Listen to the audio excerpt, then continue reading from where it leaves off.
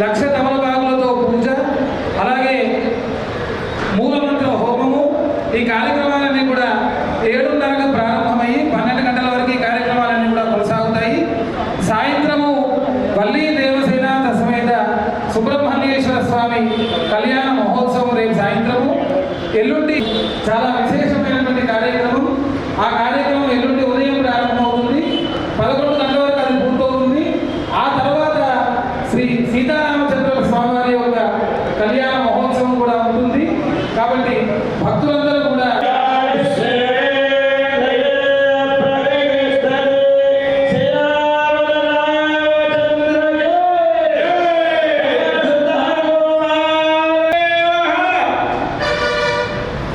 స్వస్తి.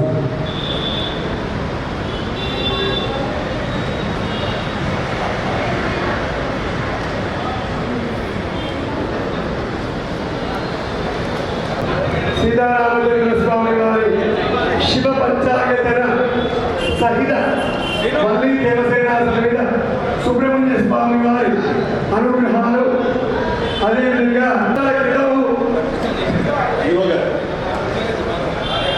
గత 3 సంవత్సరాల క్రితం జనవరి 1వ తారీఖు అందరూ కూడా జనవరి 1 ఉగాదిలాగా పండుగ చేసుకుంటారు.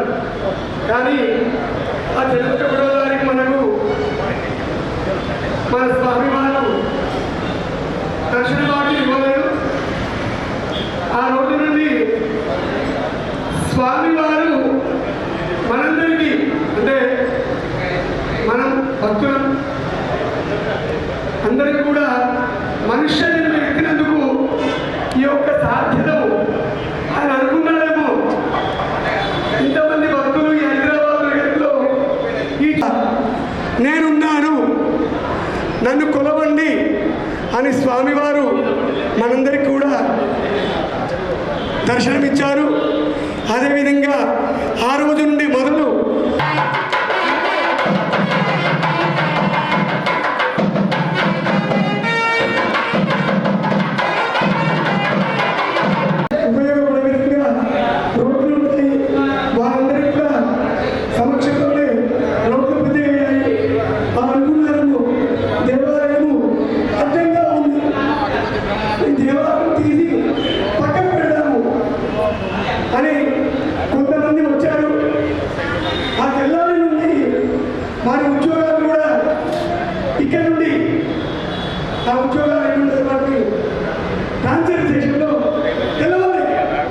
వచ్చి అడిగినందుకు కాదు, దేవాలయం పక్కకు వెళ్ళాము అని అందుకుగానే తెల్లవారి వాళ్ళు ట్రాన్స్ఫర్ రూపంలో వేరే మన రాష్ట్రానికి వెళ్ళారు. ఆ రోజు నుండి స్వామివారు అదే పూజలు అనుకుంటున్నారు. రోడ్డు కూడా విడలిపోయింది. స్వామివారికి ప్రదక్షిణ రూపంలో ఇంకో రోడ్డు నిర్మాణం ఉంది. ఇంకా ఏమిటంటే దేవాలయం నిర్మించాలి, రేకుల చెట్టు తీసేసి స్వామివారికి ఒక రూపం స్లాబ్ వేసి ఒక మండపం ఏర్పరచాలి అని సంకల్పంతో మన ఇప్పుడే వచ్చి వెళ్ళారు మాజీ ఎమ్మెల్యే గారు, మన కార్పొరేటర్లు, మన గుడి సిబ్బంది దేవాదాయ శాఖకు వెళ్ళడం జరిగింది. వారి అనుభవంగా మీ అందరి సమక్షంలో ఇంత పెద్ద దేవాలయం నిర్మాణమైంది. అదేవిధంగా దేవాలయం భాగ్యంగా ఉంది. మరి భక్తులు వస్తూ మన సంతోషానంద గారు గుడి చుట్టూ తిరుగుతూ ఆ యొక్క నిర్మాణం భాగ్యంలో కొన్ని గర్భాలను కూడా కొన్ని ఇటుకలు ఇంత పెద్ద మండపం కట్టాము, అసలు దేవాలయమే ముఖ్యం కదా అనే నిర్మాణంలో ఈ ఇటుకలు మళ్ళీ దాన్ని సమకూర్చడం ఎందుకు, రాతితో నిర్మిస్తే బాగుంటుంది కదా అని 10 మందిని అడిగి తెలుసుకుంటే మనకు దగ్గరలో మిర్యాలు కూడా కోటప్పకుండా ఈ శిలలని చెప్పారు. కానీ అది గట్టి శిల, విజయాలన్నీ సమకూర్చితంగా రావు. కొంతమంది సలహా, మరికొంతమంది సలహా తమిళనాడులోని మహాబలిపురం క్షేత్రంలో అక్కడ నిర్మాణంలో చేసేవాళ్ళు చాలా బాగుంటారు. వారి నిర్మాణం చేస్తే 25-30 లక్షల ఎస్టిమేషన్ ఇచ్చారు ఆ రాయికి. అక్కడికి పోతే ఒక స్థపతి శిల్పి ₹1 కోటి చెప్పాడండి.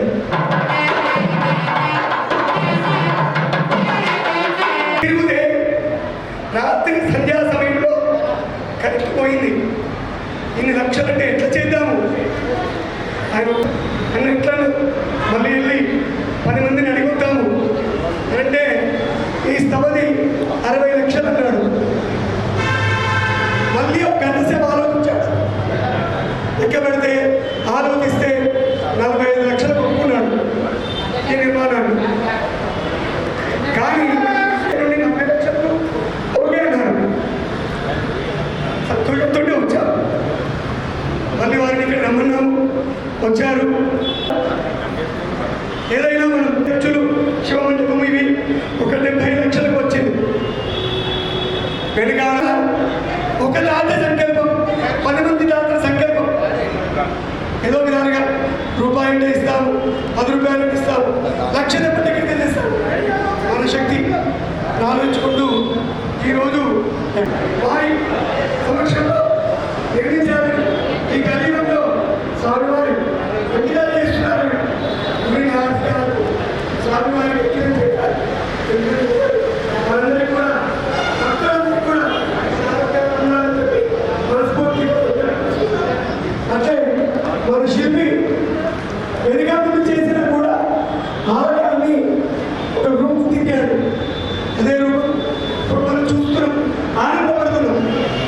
ఇదంతా చేసిన శిల్పి అనివార్య కార్యాల వల్ల రాయకపోయాడు. వారికి కూడా ఈ యొక్క శిల్ప రూపాన్ని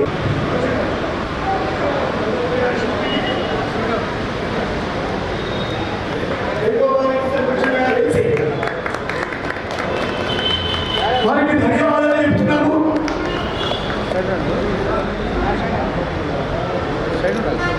122-1359-3303 వాళ్ళు రోడ్డు పక్క ఈ యొక్క కార్యక్రమాలకు దేవాలయ శాఖ నుండి ముఖ్య అతిథిగా వచ్చిన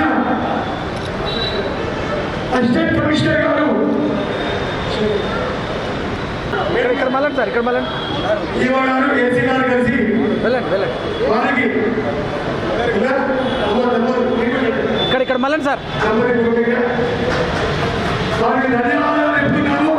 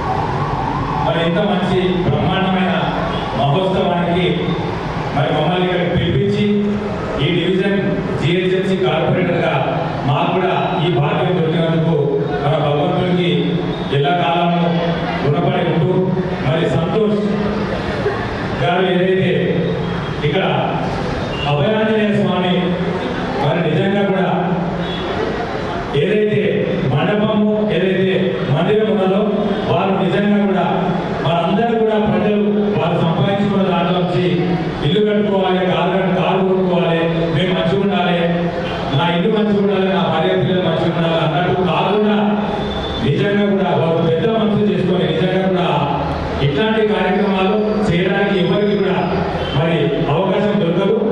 మరి ఆ దైవ సంకల్పం కొంతమంది కొన్నింటి గురించి పూర్తన్నట్టు కొంతమందిని కారణ జన్ముడు అంటారు.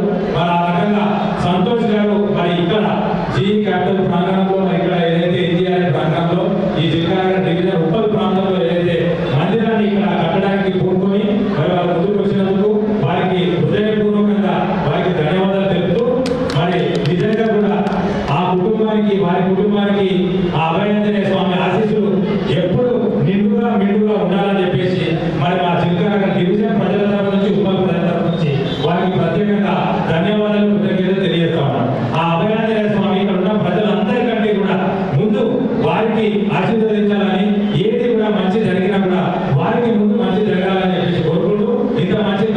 కార్యక్రమాన్ని మరి ఇక్కడ చేసిన మరి ఎండోమెంట్ టెంపుల్ మరి వాళ్ళ సభ్యులు